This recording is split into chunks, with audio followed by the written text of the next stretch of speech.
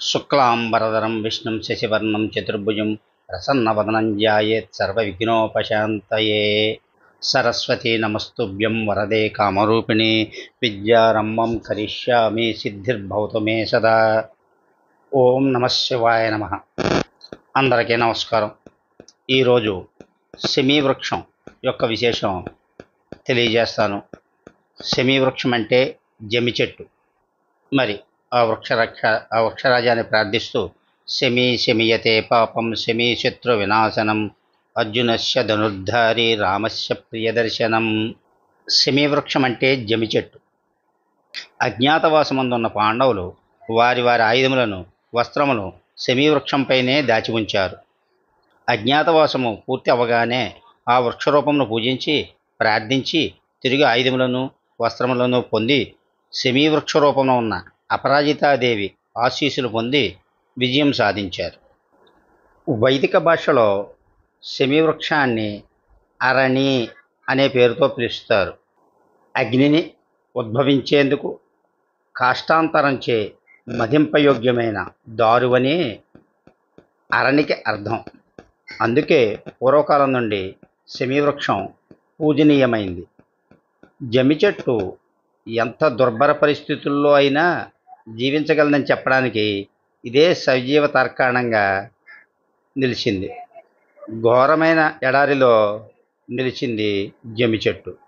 ఆ విషయం తరువాత తెలియజేస్తాను. జమి చెట్టు హిందువులకే కాక మహమ్మదీయులకు కూడా ప్రాణప్రదమైన చెట్టు. అరబ్ ఎమిరేట్ల దేశానికి జమి చెట్టు జాతీయ వృక్షం. రాజస్థాన్ రాష్ట్ర వృక్షం కూడా జమి చెట్టే.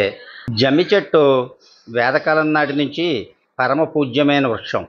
దీనికి ఉన్న ప్రాధాన్యత హిందూ ధర్మంలో మరో చెట్టుకు లేదు.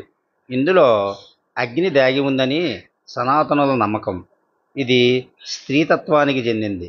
రావి చెట్టు పురుషతత్వానికి చెందిన అగ్నితత్వ వృక్షం. పూర్వం ఈ రెండింటిని రాపాడించి అగ్నిని సృష్టించేవారు. వీటి పుల్లలు కూడా సమిధులుగా యజ్ఞయాగాది క్రతువుల్లో వాడేవారు. రామాయణంలో కూడా శమీవృక్షం ప్రస్తావన ఉంది. పాండవులు దీన్ని ఆరాధించారనడంలో ఎటువంటి సందేహం లేదు. వీరులకు అతి ముఖ్యమైనది ప్రాణం కన్నా ఆయుధం ముఖ్యం. నిజమైన వీరుడు తన ఆయుధాన్ని వీడి ఉండడు, అలాగే నేల మీద కూడా పెట్టడు. దానికి అనేక కారణాలు ఉంటాయి. వీరుడి స్పర్శ తగిలితే ఆయుధంలోకి చేతనత్వం ప్రవేశిస్తుంది. దానివల్ల ఆ ఆయుధం మహాశక్తివంతమవుతుంది. ఒకసారి ఆయుధాన్ని చేతపట్టాక దాన్ని ఎప్పుడూ నేల మీద పెట్టరు. అలా పెడితే ఆయుధంలో చేరిన వీరుని శక్తి భూమి లాగేసుకుంటుంది. భూమికి ఆ విధమైన ఆకర్షణ శక్తి ఉంది. కనుకనే నేటికి ఆధునిక సైనికులు కూడా నేల మీద ఆయుధాన్ని పెట్టరు. అంతేకాదు, నేలవైపు ఆయుధాన్ని చూపరు కూడా. కేవలం మహామహులు చనిపోయినప్పుడు మాత్రమే ఆయుధాన్ని నేలవైపు చూపుతారు. ఈ నేపథ్యంలో పాండవులు వనవాసం చేసి అజ్ఞాతవాసానికి వెళ్ళేటప్పుడు తమ ఆయుధాలు ఎక్కడ ఉంచాలి అనే సంశయం కలిగింది. ఎందుకంటే అజ్ఞాతవాసంలో తమ ఆయుధాలు తమతోనే ఉంచుకుంటే వాటి కారణంగా కౌరవులకు దొరికిపోయే అవకాశం ఉంది. అందులోనూ అర్జునుడు, భీముడు, ధర్మరాజు, నకులుడు, సహదేవుడు ఆయుధాలు దైవదత్తాలు. అవి చూడగానే ఇట్టే అవి భూమి మీద తయారైనవి కాదని తెలిసిపోయే అవకాశం ఉంది. కనుక తప్పనిసరి పరిస్థితుల్లో వీటిని ఎక్కడైనా దాచాలి. మరి ఎక్కడ దాచాలి అనే ప్రశ్న వచ్చింది. దీనికి అర్జునుడు ముందుగా ఆలోచన చేసి ఒక శ్మశానాన్ని నిర్ణయిస్తాడు. దాని పక్కనే ఉన్న అతిపెద్ద శాఖలు గల జమి చెట్టును ఎంచుకుంటాడు. దైవదత్తమైన ఆయుధాలు మోయాలంటే అది దైవవృక్షమే అవ్వాలి. కనుక దాన్ని ఎంచుకుంటారు పాండవులు. నిజానికి అర్జునుడు కూడా గాంధీవాన్ని ఎత్తలేడు.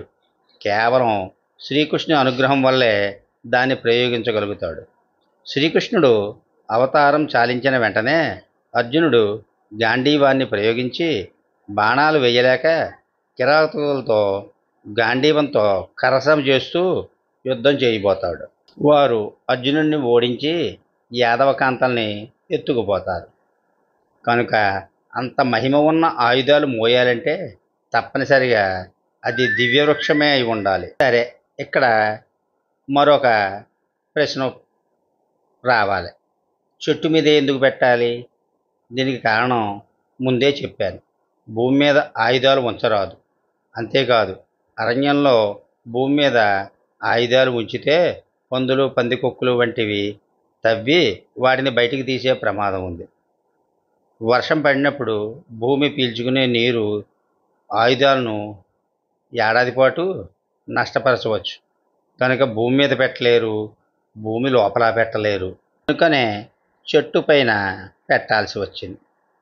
ఒక జమ్మి చెట్టులో అగ్నితత్వం ఉండడం వలన దానికి ఆయుధాల్లోని అగ్నితత్వానికి మిత్రత్వం కుదురుతుంది. జమ్మికి ఉన్న మరో ముఖ్య లక్షణం, అది ఏ వాతావరణంలో అయినా తన పచ్చదనం కోల్పోదు. మిగిలిన చెట్లు అలా కాదు. వాతావరణ ప్రభావానికి లోనై మోడు కావడం కూడా జరుగుతుంది.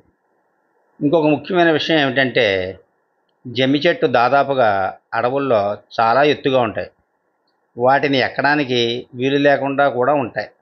ఇది కేవలం జంతు వృక్ష పరిశోధకులకు మాత్రమే తెలుస్తుంది. ఎందుకంటే జమ్మి చెట్టును తినని శాకాహార జంతువు చాలా అరుదు. గడ్డి తినే అన్ని జంతువులు జమ్మిని తింటాయి. కనుక జమ్మిని ఏ జంతువు అందినంత తినేస్తే ఎవరికి అందనంత ఎత్తున అది పెరుగుతుంది. అంటే ఒంటెలు, జిరాఫీలు వంటివి కూడా తినేయగా వాటికి కూడా అందనంత ఎత్తుగా మాను పెరిగి అక్కడి నుంచి పెరిగిన కొమ్మలే చెట్టుకు నిలుస్తాయన్నమాట. అందువల్ల అర్జునుడు తన సోదరులతో తాను చూసిన జమ్మి చెట్టు మానవులు, జంతువులు ఎక్కడానికి అతి కష్టమైనదని చెబుతాడు. భీమశాఖ దురారోహ శ్మశానస్య సమీపతః. ఇక్కడ ఇంకో విశేషం కూడా ఉంది. అందరికీ పూజనీయమైన చెట్టే అయినా అది శ్మశానం పక్కన ఉంది. కనుక ఎక్కువ మంది తరచుగా దాన్ని పూజించరు. బ్రతికి ఉన్నవాడు శ్మశానానికి వెళ్ళడానికి ఇష్టపడడు. చచ్చినవాడు చేటు చేసే అవకాశం లేదు. ఇది కాక పల్లెకారుల మనస్తత్వం అర్జునుడికి చాలా బాగా తెలుసు.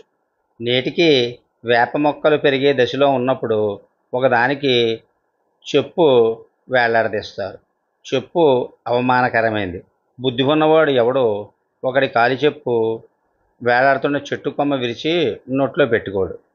నేటికి నిలిచి ఉన్న ఇటువంటి పౌరుషాన్నే అర్జునుడు ఆనాడు వాడుకున్నాడు. ఆయుధాలన్నీ ఒక శవం ఆకారంలో మూటగట్టి చెట్టుపై పెట్టించాడు.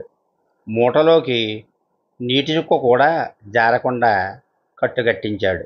ఎప్పుడైతే చెట్టు మీద శవం ఉందో ఆ చెట్టుని ఎవరో నరికే అవకాశం లేదు.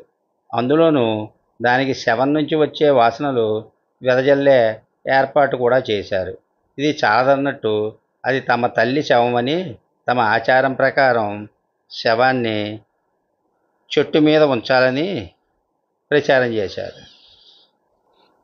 ఆబద్ధం శవమత్రేతి గంధమాగ్రాయ పూతికం అశీతి శతవర్షయే మాతా న ఇతి వాదినః కులధర్మో యమస్మాకం పూర్వైరా చరితోపి చ.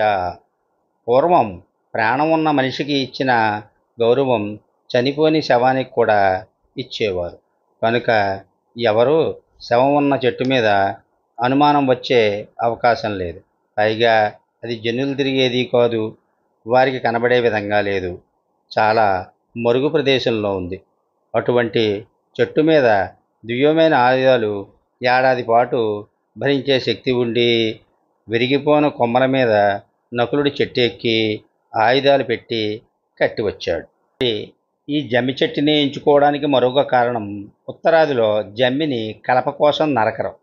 అది ప్రకృతి సహజంగా మరణించిన తరువాతే దాని నుండి కలప సేకరిస్తారు. మరొక విచిత్రమైన అంశం ఏమిటంటే, అది పొలం మధ్యలో పుట్టినా దాన్ని కదల్చరు. అలాగే పెరగనిస్తారు. నేటికీ ఆచరించే మరో విశేషం ఏమిటంటే జమ్మి కలపను ఉపయోగించి మంత్రం తయారు చేసి దాని మీద శయనించరు.